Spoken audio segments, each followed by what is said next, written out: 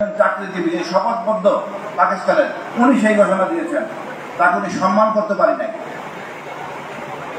তার পরবর্তী উনার শেখ মুজিবুর রহমান 30,000 মুক্তিযোদ্ধাকে মেরেছেন, আর শেখ হাসিনা এসে সবকিছু ওভাররান করে গেছেন।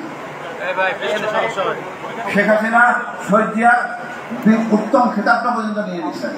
তা আমাদের এখন সময় হয়েছে, আমাদের এখন সময় হয়েছে শেখ মুজিবুর রহমান আমার নামে চর্চা করা। উনি দেশের স্বাধীনতা চান নাই, মিথ্যাচার করেছেন। উনি পাকিস্তানের প্রধানমন্ত্রী হতে চেয়েছিলেন, তারপর দেশে ফিরে এসে সবটাই নিজে করে ফেলেছেন। বলে গেছেন শহীদ জিয়ার জান ওসমানী, তাদের দিশাকের কথা।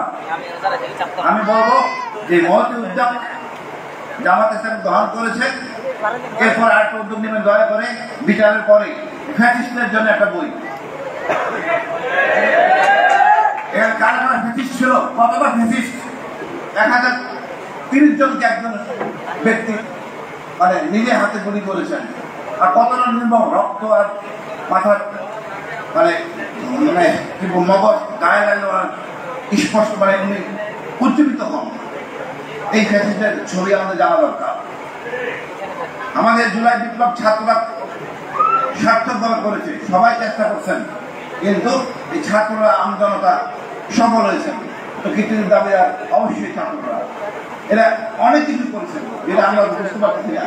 যেমন আমরা শিখেছি ভারত আমাদের একমাত্র শত্রু, দ্বিতীয় শত্রু আওয়ামী লীগ। এই দেশে আওয়ামী লীগের কোন পুনর্বাসন হবে না।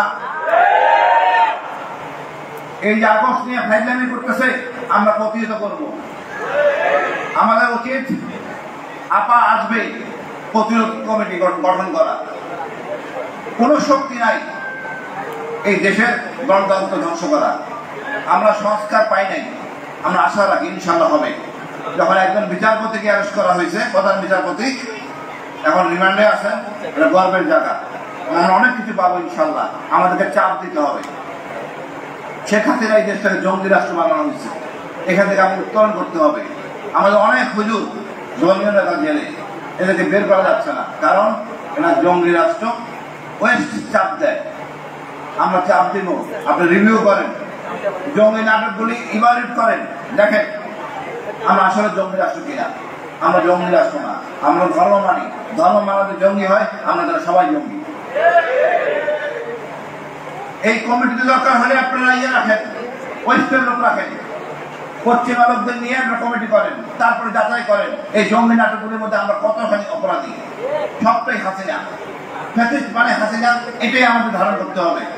আমি মনে করি আমাদের এই মহতী উদ্যোগ, এই বই সবার কাছে ছড়াই দিতে হবে। এই চেতনাটা সবার ধারণ করতে হবে। এই ছাত্রদের আমাদের গর্বের জায়গায় রাখবো। আবু সাইদ, মুগ্ধ, ওয়াসিম আমরা ধারণ করব। আজকে আমরা স্বাধীন, গর্বিত। অশেষ ধন্যবাদ।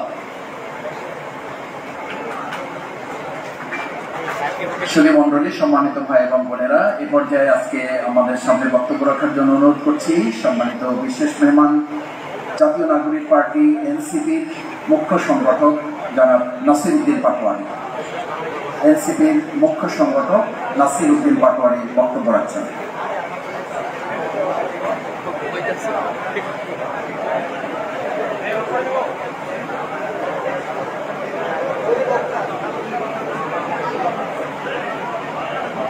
বিসমিল্লাহির রহমানির রহিম। সমস্ত প্রশংসা আল্লাহ তাআলার, যিনি এই সময় এসে